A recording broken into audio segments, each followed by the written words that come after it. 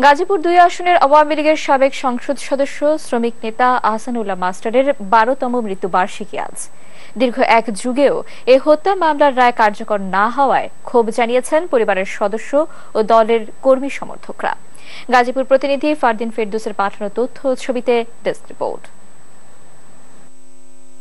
Ahsanullah master Gazipur ২ আসনের সাবেক এই সংসদ সদস্য সবসময় বড় করে দেখতেন শ্রমিক সমাজের অধিকার আদায়ের বিষয়টিকে। ২০০৪ সালের ৭ই মে ৪ দলীয় জোট সরকারের আমলে গাজীপুরের এক শ্রমিক সমাবেশে গুলি করে হত্যা করা হয় আহসানুল্লাহ মাস্টারকে। জনপ্রিয় এই শ্রমিক নেতাকে হত্যা করা হলো প্রকাশ্য দিনের বেলায়। সেই খুনিদের চিহ্নিত করা হয়েছে, কিন্তু সেই খুনিদের ফাঁসির রায় কেন কার্যকর করা হয় নাই আমরা আজও বুঝতে পারছি না। যারা এই রক্তপাতের সাথে জড়িত তাদের জন্য দ্রুত বাস্তব এবং সর্বোচ্চ আদালত যেন তাদের বিচার একটা যেন নিশ্চিত করে। এ ঘটনায় দায়ের করা মামলার রায় হয় ২০০৫ সালের ১৬ এপ্রিল দ্রুত বিচার আইনে।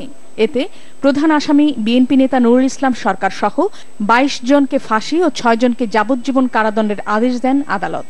এদের মধ্যে নুরুল ইসলাম সহ ১৭ জন বিভিন্ন কারাগারে বন্দী, বাকিরা পলাতক।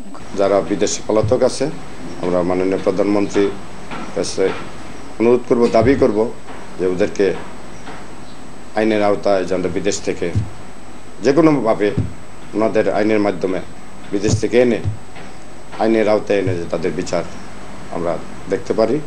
দীর্ঘ ১১ বছরেও রায় কার্যকর না হওয়ায় হতাশ নিহতের পরিবারের সদস্যরা।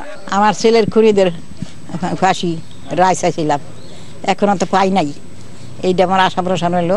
যাদের বিরুদ্ধে ফাঁসি এবং যাবজ্জীবনের অর্ডার হয়েছে তাদের বিরুদ্ধে যেন সেই রায় বহাল থাকে এবং যারা মাস্টার মাইন্ড আছে তাদেরকেও যেন আইনের আওতায় এনে তাদেরকেও যেন বিচারের মুখোমুখি করা হয়।